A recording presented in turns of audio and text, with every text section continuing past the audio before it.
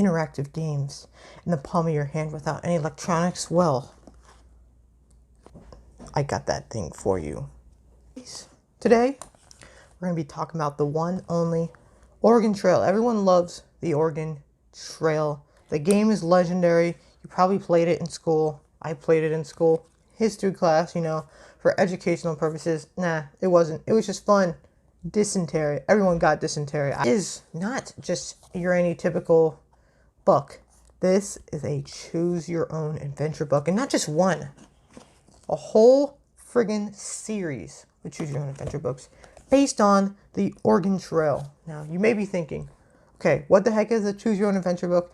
I already made a video about this before my first video, but it is a book where you open it up, as you start here, you read a little bit, blah, blah, blah, and then get right here. And you have two choices. If you should leave in April, turn to page 49. If you should leave in May, then turn to page 62. So see, there's a fork in the road. There's some paths that you can take. And then you go to that page and then you see how your choice turns out. And it's interactive, There's different ways. There's many different endings. And this book right here, look at this thin little book. It's only like 140, 50 pages. There's 20 different ways the story can end. So it's kind of like, it's cool, You're not just a linear reading experience. You get to figure out what you get to do on the trail so that you can survive. And let me just say, I read the whole series of books.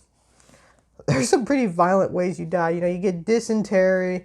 You can get run over by a wagon and break your arm. You can get attacked by Indians and have your camp burned down. You can have your oxen run away. And then there's some happy endings where you guys find a cool place to stay and you end up, we don't want to go on the trail. Just abandon everything you've been, just very long journey. You're like, you know what, never mind. I don't want to do this anymore. But these books are really cool. So violent, but it's really interesting. And this is my first foray into choose your own adventure books. And then I should do a bigger video on the Romeo and Juliet one. I did a little 2-minute video on it, but that one's not that, in depth. It's not that meaty. I need to get more meat on the bones of it. But if you're wondering, where the heck did I get these? I got these from Ollie's, which is a bargain outlet store. This for, I think, $3. No, $4. See, $4? And it's a modern one, too. Most choose your own adventure books, they're from the 80s. That's where they started. Back in the 80s, Actually, I should do a whole history. I could talk about this. I made a whole slideshow. Maybe I could show off my slideshow and do some talking on that. That would be a great video. But I just wanted to talk about these books. So we're going to talk about the first book a little bit. I don't know if I'll do a series talking about each of the books. This one, you start out Independence, Missouri, and it started out as a kid. You wake up in Independence, Missouri, in a town and stuff like that. And it describes the scenery, all the people outside. You go to the general store, and then what you do is you wake up your family, and your family is preparing to go on the Oregon Trail. Because, back then, you guys know in history, the Oregon Trail, there was all this land that people could go out there and, go live on and farm and cultivate the land, as they would say. And so ooh, let's go out there. That seems like a pretty cool thing to do. So, but then what you do, free to the family. It was actually free land. Wow.